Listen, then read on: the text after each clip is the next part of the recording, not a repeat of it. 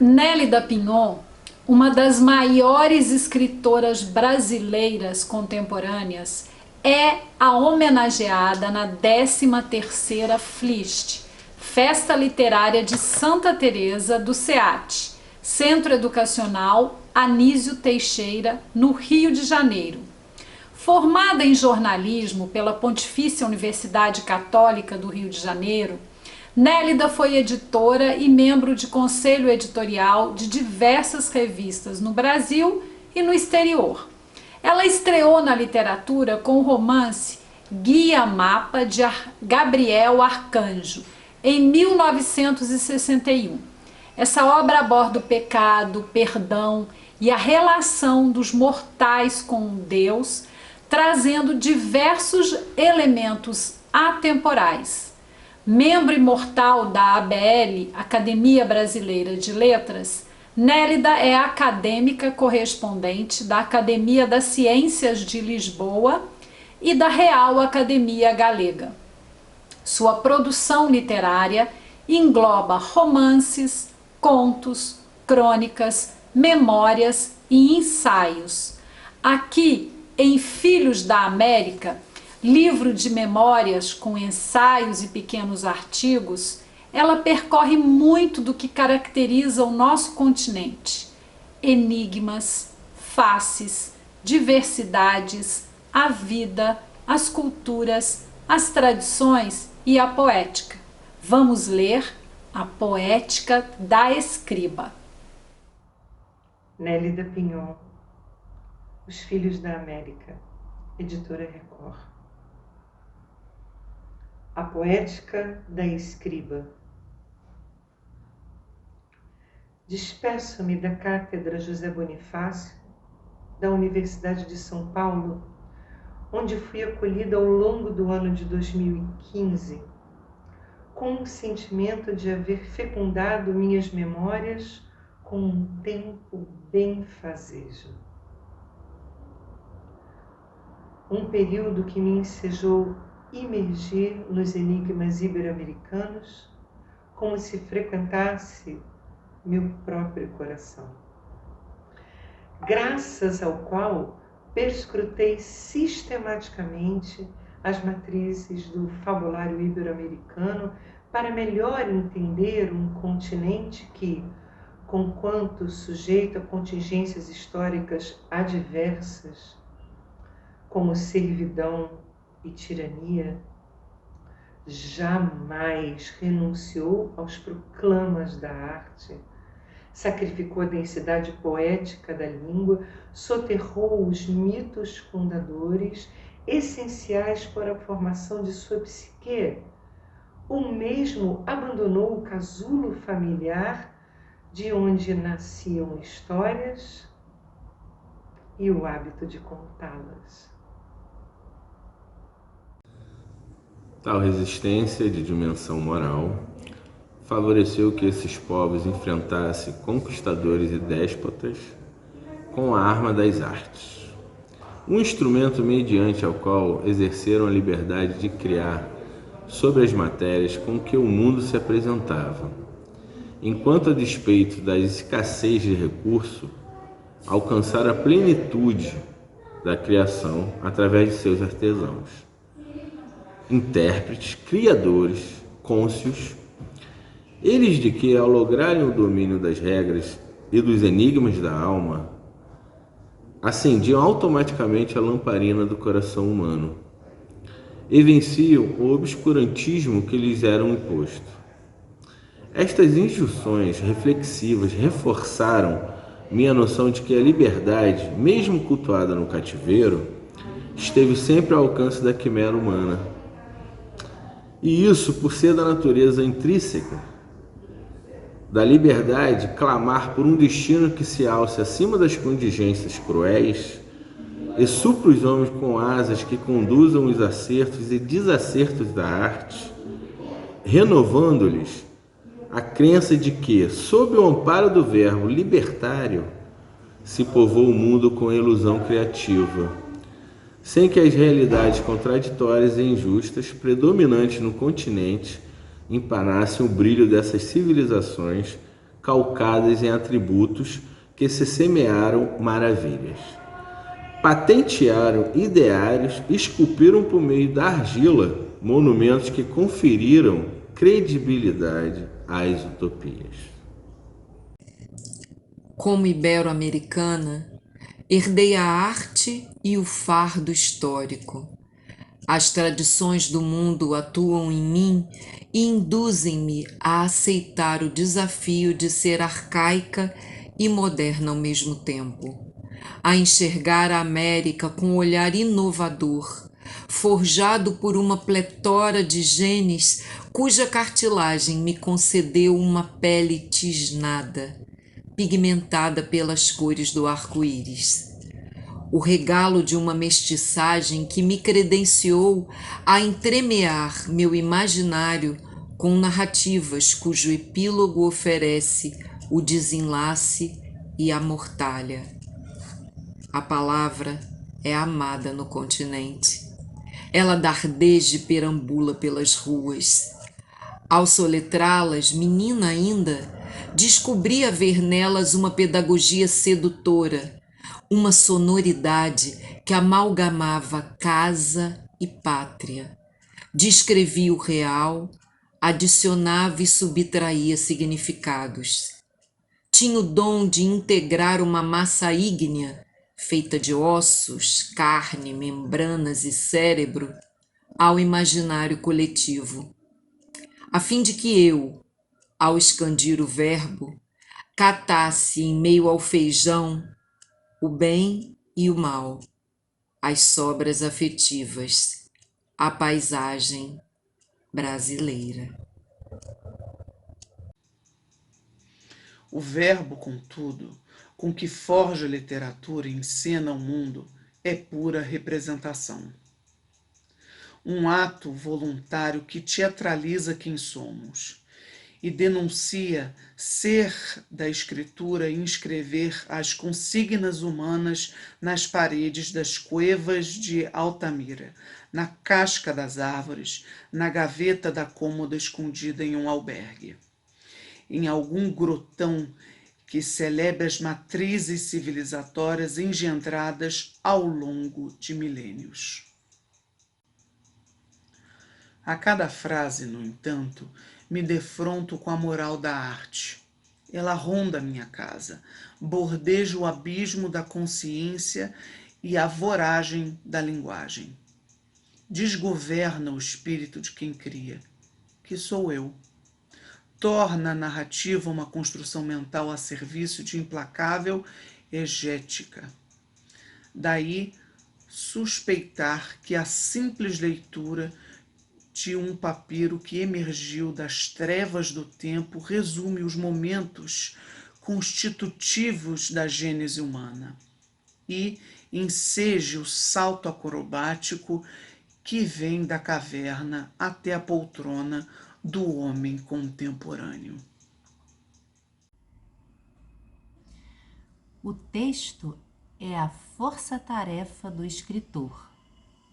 Sobre a área do pensamento, cada página aguarda que lhe adicionem o que lhe falta. O próprio personagem, concebido pela ilusão do autor, se ressente de não ser um corpo soberano, quando acaso lhe falta o caráter arquétipo que lhe permita replicar a mim e ao vizinho ao mesmo tempo.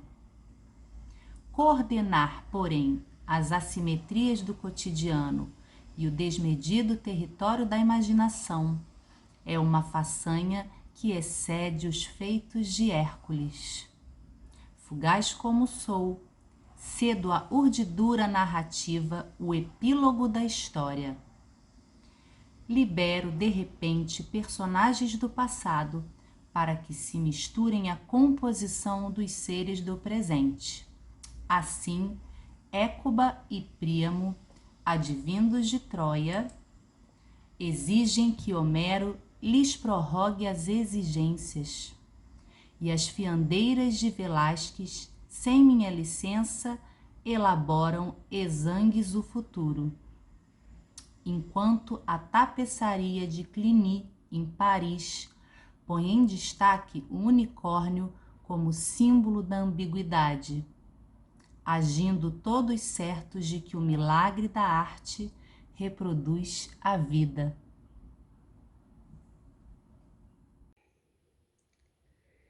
Reflito sobre a literatura, no afã de me alforriar. Bem sei que a invenção literária irradia os caprichos humanos, afia os instrumentos que engendram o desassossego e nos faz crer que os sentimentos, sob a custódia da linguagem poética, se aconchegam nos intertícios do mistério onde jazem. Assim, exerço um ofício que depende da crença na imortalidade da arte, da confiança de que uma história, bem contada, desperta lágrimas. A lágrima que inunda o peito do vizinho e lhe expõe o humano, destituído de lógica e razão. Não nasci em Micenas, onde repousarei um dia com a máscara dourada de Agamenon, mas sou de um século que me acorrenta a uma plataforma temporal da qual descortino o limitado horizonte civilizatório.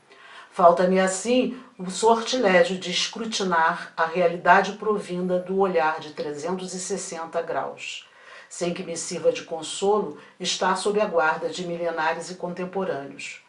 Contudo, a literatura é minha morada.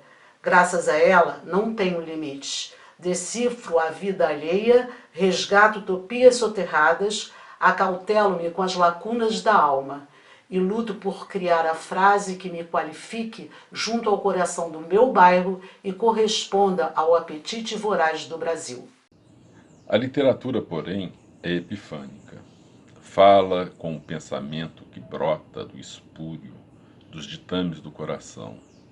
Amealha resíduos que moldaram as imaginações dos povos. Incrustada na língua e na memória, em seu frontispício a vida se convulsiona, e a obra de arte ali se situa. Observo a lagoa onde moro. Diante da minha janela cintilam os veios auríferos da arqueologia brasileira. Observo do alto as senhas da identidade pátria, o leque mitológico que formou nossa psique. E enquanto a vida desfila lá embaixo, e nada do humano me escapa, indago quando começamos a ser brasileiros. Somos, contudo, filhos da cultura, graças à qual arfo. A cultura que, conquanto semeia a discórdia, fez de mim filha da sua pregação, da sua grandeza, de tudo que atua em mim. A sua matéria difusa e inconsútil me habita. Às vezes impapável, ela me cerca de instantes históricos, íntimos, e assume por força da sua natureza proteica variadas formas. Ela modela aspirações. Conquanto seja por temperamento insidiosa, sou parte dela.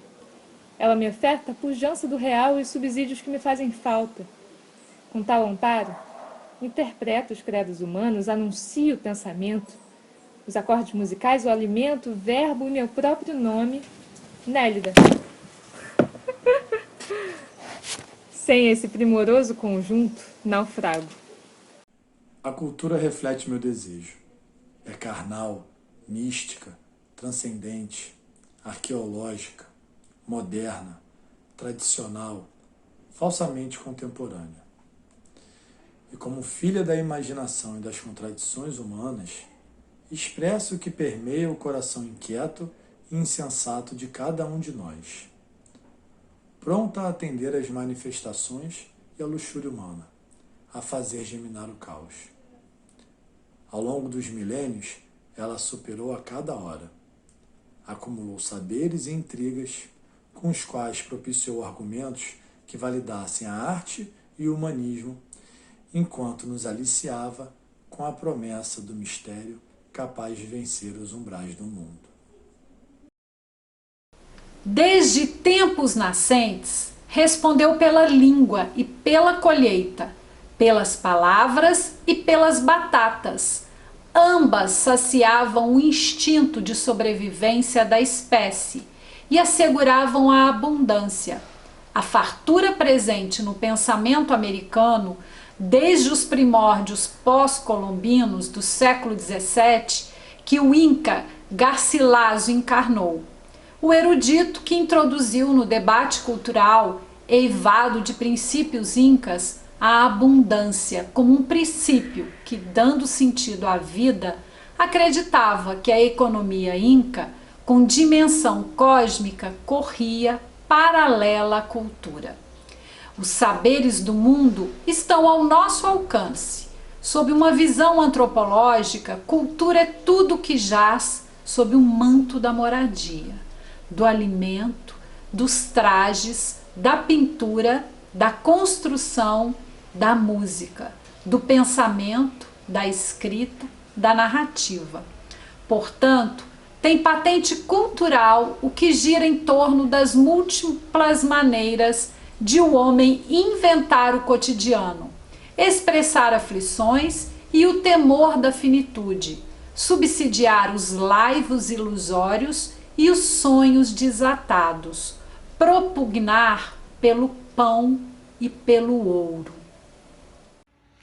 Diante do exposto, a cultura desperta alvoroço, assombro. Desde os gregos alcançou o ápice da tragédia, sujeitou os homens ao beneplácito dos deuses. E mesmo hoje, espelha um conhecimento que requer renovação, novos discursos, o advento da criação inovadora.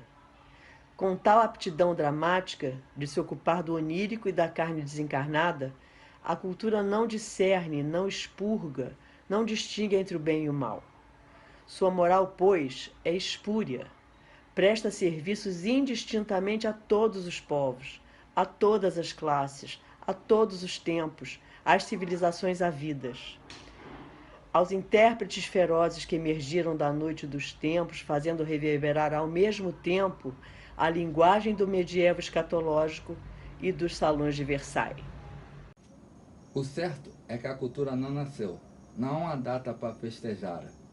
Apoteótica e minimalista, ela esteve sempre no mundo. Assim, já ao amanhecer, ela reivindica o café da manhã, os bonecos de barro expostos nos mercados, as frituras feitas na gordura de porco. Com a Constituição e a lei do mundo em seu poder, ela aciona essas atividades criativas que alçam a humanidade. Seu mérito é tal que seus valores prestam a importação a trazer dívidas para casa, ao simples som de um bolero. Vende-se um eletrodoméstico, ou que seja, um livro, por exemplo, cuja beleza de uma frase, quando chega traduzida ao regaço de um estrangeiro ávido pela narrativa, transfigura a estética humana. Não se estranha que ela possa dissolver divergências, facilitar reconciliações, multiplicar o repertório das ideias e dos feitos, oferecer aos que vivem na expectativa de um milagre o talento que emana da arte. E enriquece a civilização. Esta arte, contudo, que viaja, pode ser de repente uma arma mortífera quando colonizada ao vizinho. Menospreza seus haveres, mas a arte é a melhor parte do coração humano. Alojada no epicentro da criação, sua gênese brotou a partir dos instrumentos culturais postos à sua disposição, a fim de pregar reformas estéticas e a progressista cisão social. Julgo que a cultura não prescinde de intuição, oriunda dos grotões do inconsciente. Sob seus efeitos, ela ilumina o meu fazer poético. Persuasivos como são, ausculto os desígnios secretos da arte narrativa. Enxergo além do previsto. Com essas linhas auxiliares que acolho, dou as costas às regras que cerceiam a liberdade de criar. Vivi sempre da cultura, do seu humanismo, mas pouco sei das suas entranhas, de como enveredar por atalhos que me levam ao âmago do saber. Afinal, a cultura não é amena, nem sinônimo de felicidade. Surgiu certamente das catástrofes, do temor aos deuses, das condições desfavoráveis, da imaginação desabrida. Sim, do arsenal de metáforas, fantasias, imagísticas, fabulações, das substâncias empenhadas em travar combate com o cotidiano banal, com a obsolescência que nos impõe antes mesmo da morte biológica. Como o capacete do deus Hermes, que lhe permitia ver as entranhas dos lares sem ser visto. A cultura é invisível, está em toda parte. Mercurial, ela emoldura o sublime, o monstruoso, o benéfico, o nefando. Metaboliza a existência, a turbulência anímica. Injeta na arte efeitos que minimizam ou magnificam as ações negativas.